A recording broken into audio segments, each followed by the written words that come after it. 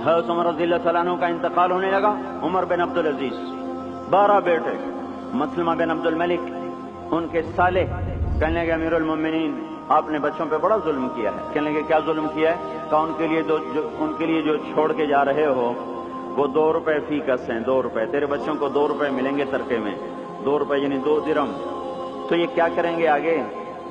ان کا تو نے کچھ نہ بنایا. تو زہر نے اثر کر لیا تھا. کہنے لگے مجھے بٹھا دو مجھے بٹھا دو. تو انہیں بٹھا دیا. کہنے لگے بات سنو میں نے ان کو حرام کوئی نہیں کھلایا اور حلال میرے پاس تھا ہی نہیں تو لہذا میں اس کا مکلف ہی نہیں ہوں کہ ان کے لیے جمع کروں. وہ کہنے لگے 1 لاکھ روپیہ میں دیتا ہوں میری طرف سے بچوں کو ہدیہ کر دو. کہنے لگے وعدہ کرتے ہو؟ کہنے لگے ہاں وعدہ کرتا ہوں. کہنے لگے اچھا ایسا کرو جہاں جہاں سے ظلم اور رشوت سے تم نے یہ پیسہ اکٹھا کیا نا ان لوگوں کو واپس کر دو. میرے بچوں کو تمہارے پیسے کی ضرورت کوئی نہیں. پھر کہا میرے بچوں کو بلاؤ.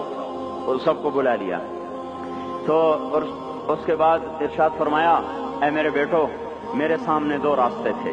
ایک یہ تھا میں تمہارے لیے جمع کرتا دولت چاہے حلال ہوتی چاہے حرام ہوتی لیکن اس کے بدلے میں دوزخ میں جاتا.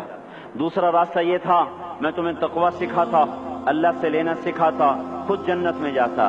میرے بچوں میں تمہارا باپ دوزخ کی آگ نہیں برداشت کر سکتا لہذا میں نے تمہیں حرام نہیں کھلایا نہ حرام جمع کیا. میں نے تمہیں دوسرا راستہ سکھا دیا ہے تقوی والا. جب کبھی ضرورت ہو میرے اللہ سے مانگنا. میرے اللہ کا وعدہ ہے وَهُوَ يَتَوَلَّى الصَّالِحِينَ کہ میں نیکوں کا دوست ہوں نیکوں کا والی ہوں. اگر پھر اپنے صالح سے کہا مسلمہ اگر یہ میرے بیٹے نیک رہے تو اللہ انہیں ضائع نہیں کرے گا اور اگر یہ نافرمان ہوئے تو مجھے ان کی ہلاکت کا کوئی غم کوئی نہیں ہے.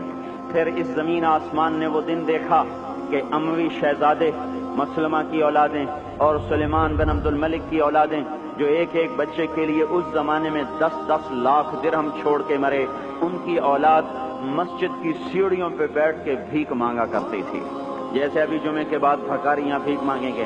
اور عمر بن عبد العزیز کی اولاد وہ ایک ایک مجلس میں 100 گھوڑے اللہ کے نام پہ خیرات کیا کرتے تھے. ہم تاجر بعد میں ہیں مسلمان پہلے ہیں. ہم افسر بعد میں ہیں مسلمان پہلے ہیں. کسی بچوں کے باپ بعد میں ہیں مسلمان پہلے ہیں. کسی بیوی کے خامد بعد میں ہیں مسلمان پہلے ہیں. کسی بچوں کی ماں و عورت بعد میں ہے مسلمان پہلے ہے. کسی کی بیوی بعد میں ہے مسلمان پہلے ہے. اللہ کو راضی کرتے ہوئے سب کچھ قربان کرنے کا حکم ہے. یہ نہیں ہے کہ اپنی خواہش پہ حکم قربان ہو. ہمیں یہ حکم ہے کہ میرے حکم پر اپنی خواہش کو قربان کرو. قوم شعیب نہ بنے ہمارے بازار. وہ مذاق اڑانے لگے کاروبار کیسے ہوگا بچوں کو کہاں سے کھلائیں گے پھر بھوکے مر جائیں اسکول کی فیسیں کہاں سے دیں. تو اس زمانے کے تو اسکول نہیں تھے نا یہ آج کی بات کر رہا ہوں. پھر اسکول کی فیسیں کہاں سے دیں پھر یہ بجلی کے بل کہاں سے دیں. اگر سچ پر کمائیں اور دیانتداری سے کمائیں تو روٹی کہاں سے کھائیں. یہی شعیب علیہ السلام کی قوم کا جواب تھا. پھر کہاں سے کھائیں پھر کہاں سے کمائیں. تو چپ کر کے اپنے نفل پڑھا کر اپنی اللہ اللہ کیا کر ہمارے کاروبار میں دخل نہ کیا دیا کر. جیسے ہم نے آج اسلام کو کہا ہوا ہے مسجد میں آئیں گے تجھے سلام کریں گے نماز پڑھیں گے جمعہ پڑھیں گے پر تو ہمارے بازار میں نہ آنا.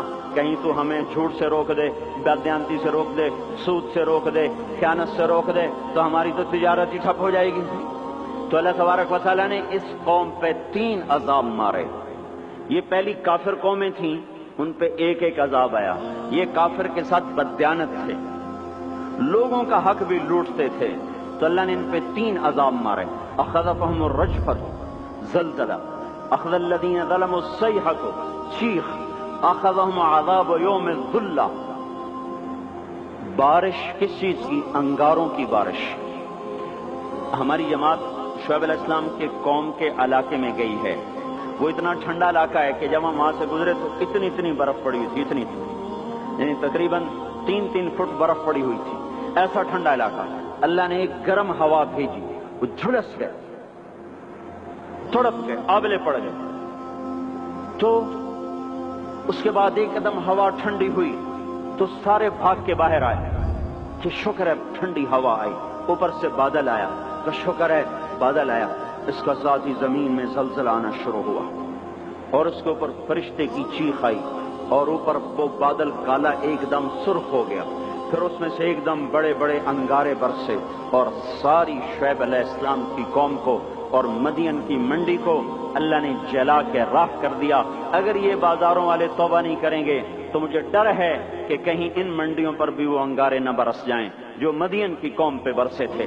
اللہ تعالیٰ کی کسی سے رشتہ داری کوئی نہیں ہے، اور حضور پاک صلی اللہ علیہ وسلم نے بھی خود کہا کہ وَلَا يَبِيتَنَّ أُنَاسٌ مِّنْ أُمَّتِي عَلَىٰ أَشَرٍ وَبَطَرٍ وَلَحْوٍ وَلَعِبٍ فَيُصْبِحُوا قَدْ مُسِخُوا قِرَدَةً وَخَنَازِيرَ بِاسْتِحْلَالِهِمُ الْمَحَارِمَ وَأَكْلِهِمُ الرِّبَا وَشُرْبِهِمُ الْخُمُورَ وَاتِّخَاذِهِمُ الْقَيْنَاتِ وَقَطِيعَتِهِمُ الرَّحِمِ۔ ایک زمانہ آئے گا میری امت بڑی عیاش ہو جائے گی، بدمعاش ہو جائے گی، ناچ گانے کی رسیہ ہو جائے گی، گانے بجانا ان کی گھٹی میں پڑ جائے گا، اور اس حال میں ایک رات ایسی آئے گی کہ رات کو انسان سوئیں گے، صبح اٹھیں گے تو بندر اور خنزیر ہوں گے، اور یہ اس وجہ سے ہوگا کہ انہوں نے حرام کو حلال کر دیا ہوگا، باستحلالہم المحارم، انہوں نے حرام کو حلال کر دیا ہوگا، وَأَكْلِهِمُ الرِّبَا، اور سود کو ڈٹ کے کھاتے ہوں گے، وَلُبْسِهِمُ الْحَرِيرَ، اور مرد ریشم پہنیں گے، سونے کی انگوٹھیاں، سونے کی چینیں نوجوانوں نے گلے میں لٹکائی ہوئی، سونے کی چین، سونے کی انگوٹھی، یہ کون سی لذت ہے اس انگوٹھی کے پہننے میں جو اللہ کو بھی للکارا ہوا ہے اور اس کے رسول کو بھی للکارا ہوا ہے۔ آپ نے ایک دفعہ ارشاد فرمایا کاش میری امت کے نوجوان ریشم استعمال اور سونا استعمال نہ کریں، یا لیت امتی لم تلبس الذهب، کاش کہ میری امت سونے کا استعمال مت کرے۔ اب بتاؤ دیکھو کتنے ہیں نوجوان جو ایسے شوق میں، کچھ کو پتہ ہی نہیں کہ یہ اتنا بڑا حرام ہے، جن کو پتہ ہے تو نہ اللہ کا پتہ ہے، نہ روکنے والے کا پتہ ہے، نہ اس کی سزا کا پتہ ہے، لہذا چل رہی ہے گاڑی۔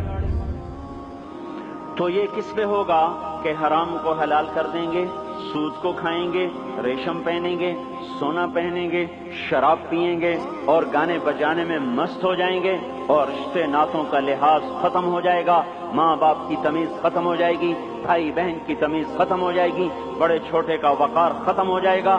جب یہ ہوگا تو یہ بھی ہوگا کہ یہ بندر اور خنزیر بنا دیے جائیں، اور یہ تو قرآن کہہ رہا ہے، وہ اللہ کا رسول جو ساری امت کے لیے روتا روتا روتا دنیا سے اٹھ گیا۔